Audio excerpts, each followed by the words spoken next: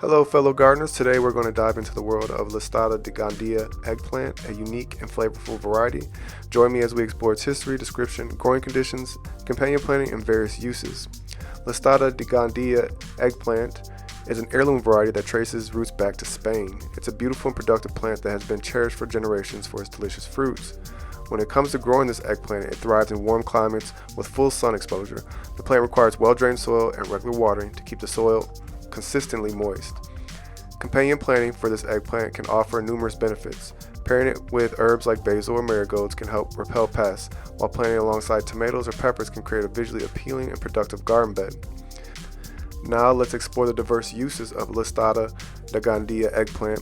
Its fruits are known for their vibrant purple and white striped skin and tender flesh.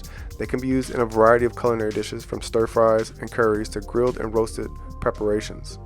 This eggplant's firm texture and mild flavor make it perfect for absorbing spices and seasonings, creating a delightful culinary experience.